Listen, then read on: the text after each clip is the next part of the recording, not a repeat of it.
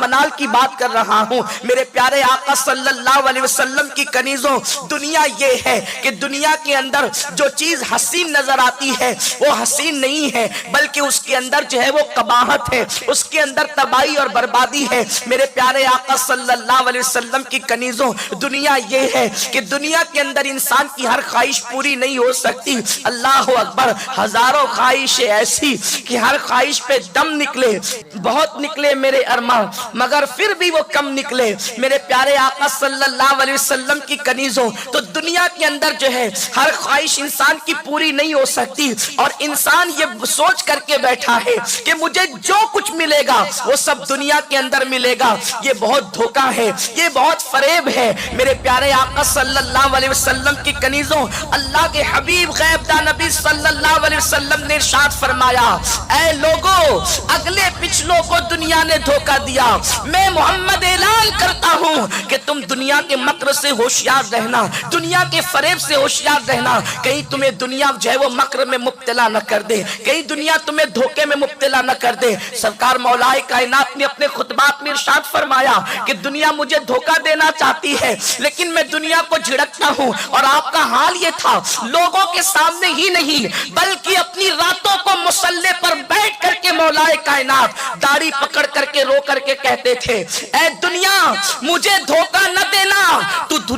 دھوکہ کسی اور کو دینا، تو فریب کسی اور کو دینا۔ مولا کائنات نے تو یہاں تک فرمایا کہ اے دنیا تجھے 3 طلاق دی جا چکی ہے، اب تیرا میرے ساتھ کیا تعلق ہے؟ میرے پیارے آقا صلی اللہ علیہ وسلم کی کنیزوں، آپ سوچتی ہوگی دنیا کیا ہے؟ دنیا یہ ہے کہ اللہ کو بھول جانے کا نام دنیا ہے، اور اللہ کو یاد رکھنے کا نام دین ہے۔ میرے پیارے آقا صلی اللہ علیہ وسلم کی کنیزوں، آج جو ہے حالات دیگرگوں ہوتے جا رہے ہیں، آج حالات بد سے بدتر ہوتے جا رہے ہیں۔ انسان سب کچھ دنیا ہی میں پا لینا چاہتا ہے، انسان سمجھتا ہے جو میں چاہوں گا وہ ہوگا، لیکن مولا کائنات فرماتے ہیں اللہ کی معرفت مجھے اللہ رب العزت کے فیصلوں سے نصیب ہوئی، اللہ رب العزت کی پہچان مجھے اللہ کے فیصلوں سے نصیب ہوئی، یعنی مجھے اس طریقے سے رب کی معرفت عطا ہوئی کہ میں جو چاہتا تھا میرے ارادے ٹوٹ جاتے تھے، یعنی میں جو چاہتا تھا میرے ارادے ٹوٹ جاتے تھے، تو تب میں نے اللہ کو پہچانا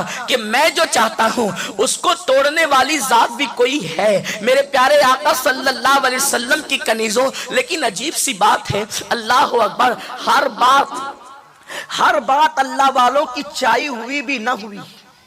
حالانکہ اللہ والوں کے چاہنے سے بہت کچھ ہوتا ہے، لیکن اگر ان کی زندگی کا آپ مطالعہ کریں تو بہت ساری چیزیں ایسی ہیں کہ انہوں نے اس کو چاہا اور وہ نہ ہوا، انہوں نے اس کو چاہا اور وہ نہ ہوا۔ اس کا مطلب یہ ہے کہ اللہ رب العزت جو چاہے وہی ہوتا ہے، اور رب تبارک و تعالی کہ محبوب بندے اللہ کے چاہنے سے چاہیں تو وہ ہوتا ہے، لیکن اللہ کی مرضی کچھ اور ہو اور بندے کی مرضی کچھ اور ہو تو پھر اللہ رب العزت کی مرضی غالب رہتی ہے۔ میرے پیارے آقا صلی اللہ علیہ وسلم کی کنیزوں، میری بات کو آپ دوسری طرف قطعی نہ لے جائیں، ہمارا عقیدہ یہی ہے کہ اللہ رب العزت نے اللہ والوں کو یہ اختیار عطا فرمایا ہے کہ وہ مٹی کو اگر سونا کہہ دے تو سونا ہو جاتا ہے، لیکن بعض معاملات میں اگر قدرت کسی اللہ والے کو آزمانا چاہتی ہے تو اللہ تبارک و تعالیٰ کی قضا بہرحال جو ہے ہر ایک کے فیصلے پر غالب ہے۔ یہی ہمارا عقیدہ ہے، ان اللہ علی کل شیء قدیر۔ میرے پیارے آقا صلی اللہ علیہ وسلم کی کنیزوں، اللہ آپ مجھے بتائیں، حضرت نوح علیہ السلام چاہتے تھے کہ میری قوم پر فوراً عذاب آئے، لیکن دعائے نوح اور عذاب الہی کے درمیان کم و بیش 40 سال کا فاصلہ ہے۔ تو اب آپ کو پتا چلا کہ عذاب تو آیا، لیکن اللہ میرے پیارے آقا علیہ السلام کی کنیزوں، حضرت نوح علیہ السلام کی دعا کے 40 سال کے بعد آیا، یہ اللہ کی حکمت ہے۔ اسی طرح قوم لوط پر عذاب نہ آئے، یہ حضرت ابراہیم علیہ السلام چاہتے تھے۔ اللہ نے فرمایا ابراہیم اس قوم کے لیے دعا نہ کرنا کیونکہ میں عذاب کرنے کا فیصلہ کر چکا ہوں۔ میرے پیارے آقا صلی اللہ علیہ وسلم کی کنیزوں، اب پتا چلا کہ اپنی ہر خواہش دنیا میں پوری نہیں ہو سکتی، اور اگر آپ اپنی ہر خواہش کو دنیا میں پوری کرنے کے چکر میں رہے گی تو دنیا کی ٹھوکروں میں آ جاؤ گی، تباہ و برباد ہو جاؤ گی، ہلاک ہو جاؤ گی۔ میرے پیارے آقا صلی اللہ علیہ وسلم کی کنیزوں، بہت ساری خواہشات کے اندر آج انسان کی نفسانی خواہشات بہت عروج پر ہے، اس لیے کہ لقمے معتبر نہ رہے، ماحول معتبر نہ رہا، تعلیم معتبر نہ رہی، صحبت معتبر نہ رہی، تو انسان کا نفس بھی غیر معتبر ہو گیا۔ نفس یہی کیا کم تھا کہ انسان کو برائی کی طرف لے جانے والا تھا، لیکن اللہ اکبر، اس نفس نے کیا قیامت ڈھائی کہ انسان کو تباہی کے دہانے پر پہنچا دیا۔ اور یاد رکھنا، نفس انسان کو بالخصوص مردوں کو بھی گمراہ کرتا ہے، لیکن نفس کا غلبہ عورتوں پر کچھ زیادہ واقع ہوا ہے، اس لیے کہ عورتیں صنف نازک ہیں، عورتوں میں فیصلہ کرنے کی قوت مردوں کے مقابلے میں کم ہوتی ہے، عورتوں کو عقل مردوں کے مقابلے میں کم ہے، اس لیے عورتیں بہت جلدی نفسانی خواہشات کا شکار ہو جاتی ہیں۔ میرے آقا صلی اللہ علیہ وسلم کی کنیزوں، حالانکہ اللہ نے عورت کو بہت بلند مرتبہ عطا کیا، بہت بلند مقام عطا کیا، اللہ نے بڑی عظمتیں عطا کی، ہاں حوا ہی کو تو عورت کہا جاتا ہے، مریم ہی کو تو عورت کہا جاتا ہے، آسیہ ہی کو تو عورت کہا جاتا ہے، زینب ہی کو تو عورت کہا جاتا ہے، بلکہ اللہ اکبر، بعض مقامات پر قوم جب مردوں کی سرداری سے محروم ہو گئی تو ہماری قوم کی عورتوں نے مردوں جیسا کارنامہ انجام دیا۔ کیا دنیا نہیں جانتی کہ جب سر نیزوں پر حسنین امام حسین اور ان کے ساتھیوں کے اٹھائے گئے تو اس وقت سالار قافلہ سیدہ زینب بن کر کے قافلے کو سلامتی کے ساتھ مدینے تک پہنچاتی ہے، بلکہ میرا خراج تو سیدہ کو یوں ہے کہ اللہ اکبر، امام حسین تو کربلا میں شہید ہو گئے، لیکن مدینے سے مدینے تک اگر کوئی قافلے کے ساتھ رہا تو وہ زینب کبریٰ ہے۔ میرے پیارے آقا علیہ السلام کی کنیزوں، پتا چلا عورت کا مقام بڑا بلند ہے، عورت کا مرتبہ بڑا بلند ہے، عورت بڑی شان والی ہے، عورت گھر کی ملکہ ہے، عورت بیٹی ہو تو ماں باپ کے لیے جنت، عورت نیک بیوی ہو تو شوہر کے لیے جنت، عورت ماں ہو تو اولاد کے لیے جنت، یعنی ہمارے یہاں عورت کا دوسرا تصور جنت ہے۔ کوئی کسی کو وہ مرتبہ نہیں دے سکتا جو اسلام نے عورت کو عطا کیا ہے۔ اے خاتون جنت کی کنیزوں، لوگ کہتے ہیں کوئی عورت نبی نہیں ہوئی، لیکن میں یہ کہتا ہوں جتنے نبی ہوئے وہ سب عورت کی گود میں پرورش پائے، جتنے انبیاء ہوئے وہ سب عورتوں کی گود میں پرورش پائے، عیسیٰ بھی مریم کی گود میں آئے، نبی بن باپ کا تو پیدا ہوا، نبی بن باپ کا تو پیدا ہوا، لیکن نبی حضرت آدم کے سوا کسی بغیر ماں کے بغیر پیدا نہ ہوا، بلکہ ماں کی شان یہ ہے اللہ نے میرے نبی کو نبی امی کہہ کر کے پکارا، اور نبی امی کا ایک معنی یہ بھی ہوتا ہے،